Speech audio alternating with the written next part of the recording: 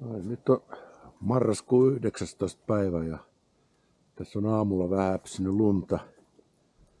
Ensi lunta voisi sanoa näin. Meri on vielä tässä kohtaa sula.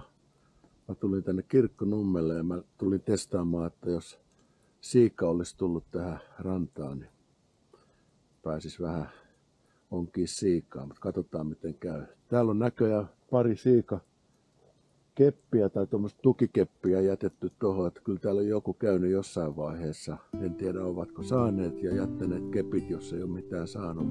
Kokeillaan paremmalla onnella nyt.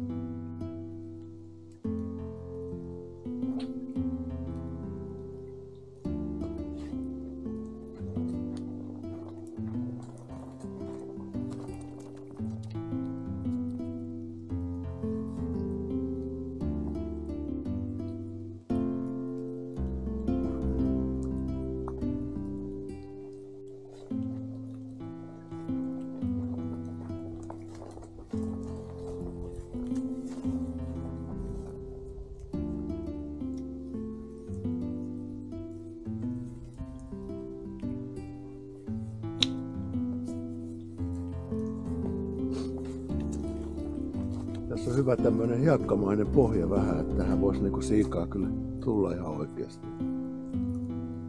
Eikä nyt ole mitään kasvillisuuttakaan, ne on kuollut jo tähän vuoden aikaa pois, että aika hyvät olosuhteet sinällään, mutta katsotaan miten tässä käy.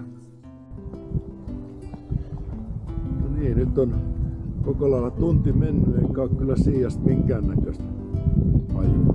Ei ole kyllä varmaan nyt semmonen hetki, että siika olisi syönnillään, jos sitä ylimalkaan täällä edes on. Mutta ei mitään, niin täällä edelleen räntää, häpsii ja keli on mitä on, mutta vapaan pikkuhiljaa onget nippuu, tunti on mennyt, niin se riittäköön kertomaan, että ei ole mitään. Ensi kertaa.